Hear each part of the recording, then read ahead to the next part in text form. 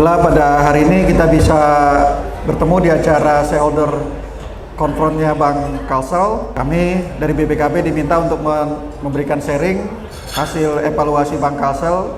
Pertama-tama saya ucapkan ke Pak Hana, terima kasih, Pak Dirut, bersama dengan jajaran direksi, Dewan Komisaris, kemudian Pak Fajar, Pak Asisten, dan juga para shareholder yang ada di sini atau yang mewakili beserta seluruh unsurnya, dan juga mungkin para customernya, ya, para customer atau stakeholder daripada Bank Kalsel itu sendiri.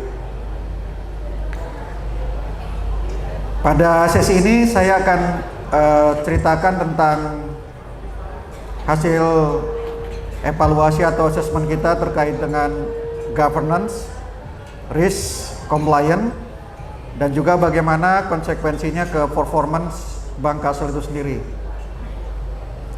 Kebetulan Pak Hana sudah mengalami di Bank Jateng bagaimana model ini diterapkan di Bank Jateng dan kemudian dideploy ke seluruh bank daerah di Indonesia.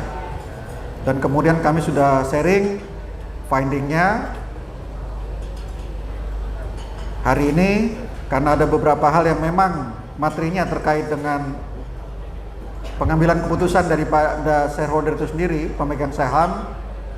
Saya infokan ke Pak Hana memang lebih baiknya ada sesi tersendiri, ya, karena kita perlu juga membangun awareness kepada shareholder, pemegang saham, bagaimana menjaga governance dari Bank Kalsel itu sendiri sehingga bisa sukses dan semakin sukses ke depannya, terutama di bawah kepemimpinan Pak Hana saat ini. Pertama-tama kami akan menguraikan assessment terkait dengan GRC kita. Kalau ingat GRC, jadi saya ingat tadi kemarin ada pengumuman ESG report. Ada bank daerah yang masuk 10 besar, Bank Jabar dan Banten. Mudah-mudahan dengan asesmen hari ini, mungkin tahun depan Bank Kalsel bisa mengimprove menjadi salah satu yang 10 terbesar di sisi ESG-nya, Environment, Sustainability, and Governance, risk manajemennya. Jadi bagaimana mengelola risiko dari segi environment, sustainability, dan governance.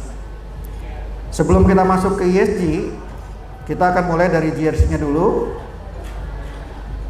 Jadi salah satu hal yang menjadi perhatian asesmen kita adalah bahwa penting sekali menjaga ke depan bagaimana komisaris utama di Bank Kalsel tidak kosong, karena ini akan mempengaruhi sisi governance daripada Bank Kalsel itu sendiri. Dan kemudian isu berikutnya adalah terkait dengan direksi yang sering berganti. Ke depan kita harus pastikan bahwa direksi Bank Kalsel terjaga sustainability-nya, tidak berganti-ganti dengan cepat, ya. Harus ada satu ikatan yang kuat supaya mereka, para direksi, bisa menjaga performanya Bank Kalsel.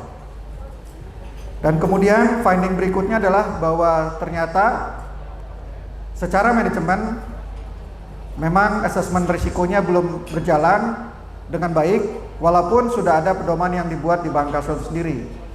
Mungkin karena pemahaman tentang risiko atau manajemen risiko sangat terbatas. Kemudian kita bisa melihat bahwa sebenarnya ada peluang besar karena kita mendapatkan bahwa maturity gap aset dan kewajiban itu cukup lebar di Bank Kalsel. Jadi ini bisa untuk peluang. Salah satunya hari ini kita promosi terkait dengan UMKM. Yang perlu juga menjadi atensi di Bank Kalsel menurut temuan kami adalah sebenarnya risiko debitur inti di Bank Kalsel sudah melewati risk tolerannya. Ini perlu menjadi perhatian semua pihak, siapapun yang berkepentingan di Bank Kalsel. Kemudian kita masih menemukan keterjadian risiko yang berulang terkait dengan risiko operasional. Mestinya risiko-risiko operasional bisa dihindari agar tidak berulang. Mungkin salah satunya terkait dengan evaluasi atas efektivitas sistem pengendalian internal belum dilakukan di Bangkalsel itu sendiri. Kalau kita lihat juga dari segi bagaimana bermain di fraud, anti fraud, yang juga perlu menjadi atensi adalah di Bangkalsel itu sendiri pre-employee screening belum diterapkan dalam SOP rekrutmen pegawai. Ini sudah menjadi salah satu standar internasional dan juga Indonesia adanya pre-employee screening. Siapapun yang masuk ke dalam bank. Dan kemudian Bangkalsel belum berhasil mencapai target dalam pelatihan program anti pencucian uang dan pencegahan pendanaan terorisme untuk karyawan-karyawannya. Jadi sisi pelatihan anti fraud harus ditingkatkan di Bangkalsel.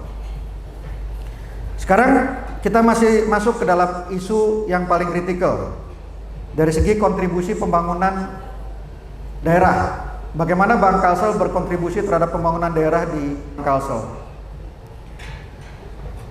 Pada grafik di depan tampak bahwa ada gap yang sangat besar antara debitur inti dengan debitur UMKM.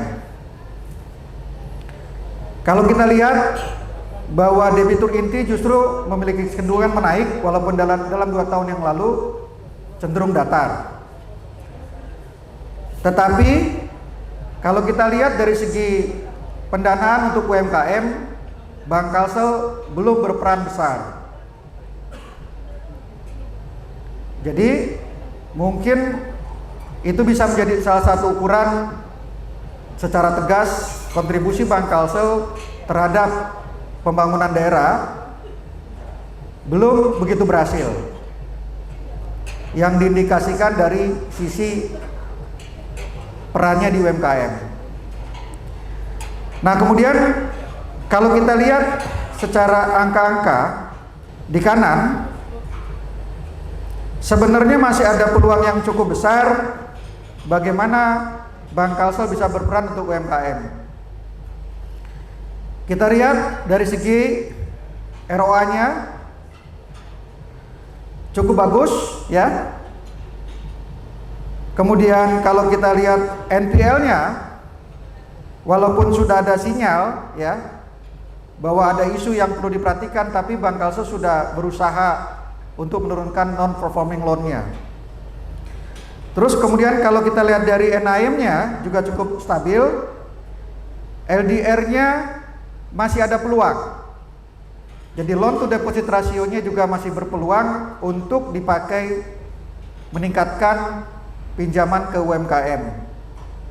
Apalagi kalau kita lihat dari capital adequacy rasionya. Belum lagi kita perhitungkan di 2002 ada penambahan ekuitas dari pemerintah daerah yang diwajibkan oleh regulasi. Itu bisa menjadi salah satu sumber keuangan pendanaan UMKM di Kalimantan Selatan. Kemudian dari sisi kontribusi lainnya selain bagaimana Bangkalsel memberi pinjaman kepada beberapa pihak, kita bisa lihat kontribusinya sudah bagus dari segi PBB, pajak bumi dan bangunan, tax cukup besar yang dibayar. Kemudian kontribusinya terkait dengan corporate social responsibility juga ini bisa menjadi peluang untuk berbicara tentang ESG ke depan untuk kompetisi, dan kemudian dividennya juga bertumbuh dengan bagus. Jadi konklusi yang paling penting adalah Bangkalsel harus merancang satu strategi besar bagaimana bisa meningkatkan pendanaan UMKM di Kalimantan Selatan sehingga peran Bangkalsel dalam pembangunan daerah akan lebih terasa oleh masyarakat di Kalimantan Selatan itu sendiri. Terima kasih. Wabillahi taufiq wal hidayah. Wassalamualaikum warahmatullahi wabarakatuh.